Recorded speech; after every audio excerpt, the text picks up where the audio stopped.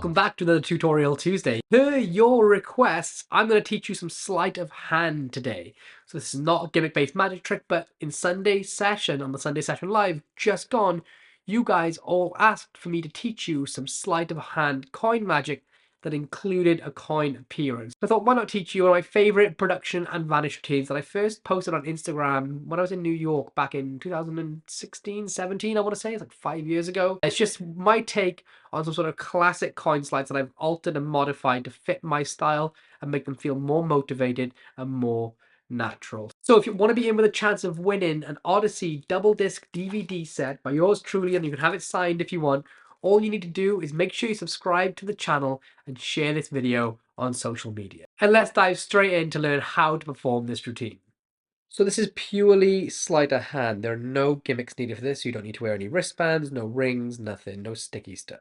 I begin by making the coin feel like it appears just between my hands as I'm tossing them back and forth, as if I'm throwing the coin back and forth. And this is done for two reasons. A, make something magic happen at the start, and B, to bring it full circle at the end of the routine. To do this, I grip the coin in this grip, okay? I curl it in my ring finger like that. As long as you keep the coin flat with the floor, don't tilt it like that, it'll be hidden. Now, the one main tip here is to not telegraph the move, or try to reduce the telegraphing as much as possible. Telegraphing is when you give away that you're doing a certain slide. For example, if I do this, you magicians out there will know that I'm telegraphing the JW grip, okay? So that's telegraphing. So to avoid doing that, most magicians do this motion when they make this grip, or they have one hand open and one hand not mirroring it. What I do is to just drop my hand to my side, and if I show you, my hands just tilt down so they're not forward and exposing the coin. So I just begin with my hands by my side very casually. I don't start like this to try and telegraph it. Now, because it's turning on this axis, it's very hard to flash this coin. And I immediately act like I'm going to grip or take an invisible coin and toss it in my hand. And then I just begin invisibly tossing the coin back and forth. And all the while, I'm just holding this here. Whenever I want to make it appear, I'm gonna release the grip on the coin, and it's just gonna fall into my hand like this. So 1, 2, 3. Maybe I'll drop it now, and then I allow that to start to come into view or existence to the eyes of the audience. And this looks really nice just because your hands are not doing anything crazy when it appears. Like sometimes when you do this from classic palm, your hands can make weird motions, or they have to stop the movement. With this, it's purely it seems like nothing happens, okay? So your fingers don't do any crazy motions. Now comes the difficult part. And this is my modification to a classic move. So basically, there's a lot of different ways you can do this, but this is my handling, what I find works best for me. You're essentially going to hide the coin on the back of your wrist. Now, some people will go over the thumb and get it here. So they'll go up and over the thumb. It's very, very, very difficult to show, especially if you've got dry hands like this. And it'll hide like that. And then you can get it to the back of the wrist.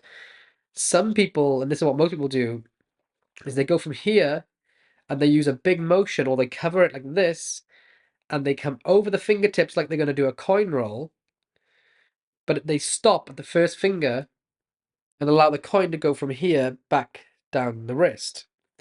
However, I don't like that, because to get to that move or that position, you have to get this coin right deep into the pocket of your hand. Okay, and it's very, very awkward, and it's not natural. So for me, what I do is I hold it at my fingertips. And from there, I can make it look very, very natural, as if I'm just moving my hand open. So actually, I think the reason other people haven't explored this as deep before, or don't do it as often as this, because this is safe. This feels safe and easy to do because the coin is traveling a short distance, so that it feels like it shouldn't be it should be a lot easier because there's less risk of it falling off your hand. But we're going to learn how to mitigate those risks right now. So what I actually do is this: when I imaginarily take the coin's going to go over my fingers at the top, like that, okay? And as I open my hand up to show that it's empty from behind my fingers, that's going to cause the coin to slide down like this to the wrist. Okay, so instead of coming here, which makes your hand do this weird sort of motion and then over, it's going to come right from the tip of your fingers. So to do that, just to give you a better understanding, I'm literally going to push the coin over my fingertips on the top of them like this. Now, at speed, that looks like this. Okay? And from exposed view, it looks like this. Now, there's a couple of tips you need to learn that will help you not drop this every time. The first one is when you're gonna roll it over your fingertips, the key to it is that your fingers lie completely flat. Because when they're completely flat, that coin is really hard to drop. And that comes from being in this, so basically you're in this position and you're rolling your fingers, okay? That helps the movement of the coin. It means your fingers have to do less motion. So I've practiced so much with my hand there, it's hard to do it one-handed, but you're essentially doing this, but in a sort of one motion, okay? With cover, that looks like this. And you can almost sometimes use this hand to sort of guide it down with the thumb. It's just something that happens. So you can do that. So when I say that with the thumb, you can use your thumb to almost place it there if you want to. And now you're going to open that hand up. Without spreading the fingers, you're going to go from here up. And that's going to cause the coin to shoot back. Now, this is the number one most important tip. It's keeping this arm straight. So this part of your forearm straight. People will try to do this with their hands up in the air, and that's why they'll drop it, because it'll go from here and it'll shoot too fast. It'll create too much momentum. The same for any of them when it comes from here or from over the thumb. People forget that they need to keep their forearm straight, and that's the biggest cause of failure in this slide. So I keep my forearm straight, and now look at this. The byproduct of your fingers being straight means that when your hand comes up, you create this solid platform on your wrist that the coin will just sit in, because your hand's not tilted like with this vanish where it comes over the thumb, where your hand's to the side. See, my wrist is now flat. You've got this lovely flat area, and what you're trying to create is as much of a right angle, like a 90-degree angle, say like 80-degree angle there as you can. So I do this by keeping my elbow close to my side and my forearm down. Without my hand taking the coin, you'll see I go from here and it just drops to the back of my wrist. So one more time, exposed, my elbow's tight to my side, my forearm straight. I'm gonna come over and do this. With the left hand doing all of the convincing work, you have to remember that you're really pretending to take this coin. Okay, that's the important part. If you don't imagine the coin is in your hand, they're not going to believe the coin's in your hands. You have to try and imagine that you've got the coin here. That's a really important part to play when you do coin magic. So I'm going to come here. I'm going to pretend it's in this hand. And now I've got the coin on the back of my wrist. I'm going to place it into my fist here. Okay, and all these moves are motivating each other. They're all motivated moves to make sense in the routine. There's a lot of coin vanishes where the motions just don't make sense, or people are like this for no reason. So these moves are designed to make sense when they're put together in this chain of events. So I come here, coins at the back of my wrist. I've got my hand like this, right? Which is where I need to be to hide the coin. I can't keep it here for too long, otherwise it's just going to look weird and no one's going to understand why I'm doing this. It's going to give the game away. So I need to create some reasoning for this. So they think I have the coin here. I imagine it's in this hand. I'm now going to take this coin and place it into my fist, or imaginary place it into my fist. Secretly, it's here. And now I can do this, and I can now mirror this hand, okay? And now I can do the moment of magic where I open my fingers. You can either do it one finger at a time or slowly, which I kind of prefer doing. I think this is just a bit too jazz hands for me, but just open it up slowly, and now it's gone. And this is the universal symbol for fair, nothing here, empty. So now, can't stay here for too long because it's going to lead to suspicion.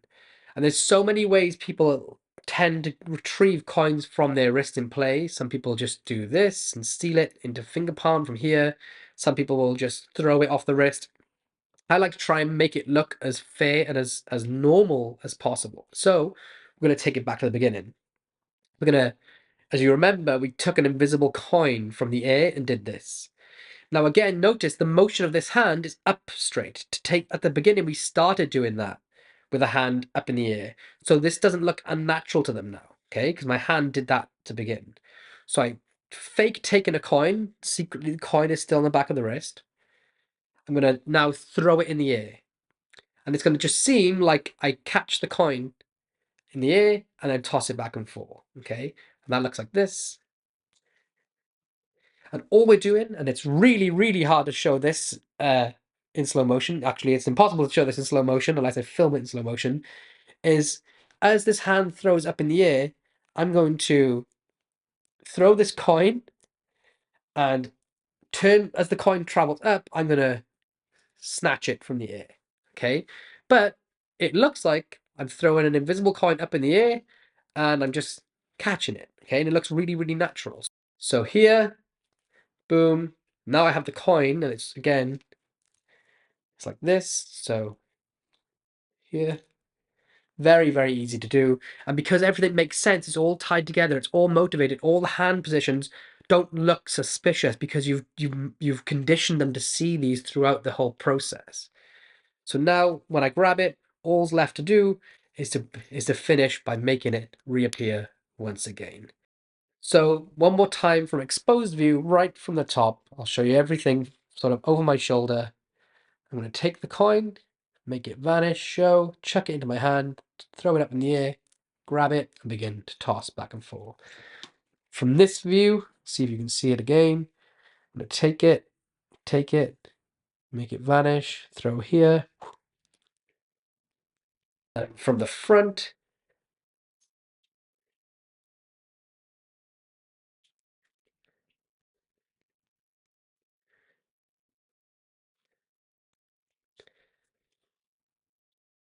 and that is the roller coaster vanish. I hope you all enjoyed it. Let me know in the comments down below if you want to learn more sleight of hand magic just like this, or if you want me to just keep teaching you all gimmicks. This is quite knacky, but if you put the time and effort in, you'll find out this is actually fairly darn practical. I've been doing this for years, and I can now do it every time without dropping the coin. I'd say 99 times out of 100. But if you see me at Magic Live, come up to me, ask me to show this to you, and I'll show it to you in real life. And fingers crossed I won't drop the coin. I have got it down pretty well over the years, and you will too. That's the main thing. So tune back in on Thursday for another episode of Fooler. I'll see you on Sunday for the Sunday session live. I'll be back here next tutorial Tuesday to teach you anything you like. Just leave a comment down below. Don't forget to hit that subscribe button, drop me a like. If you're feeling extra funky, hit the notification bell to find out when these videos drop first.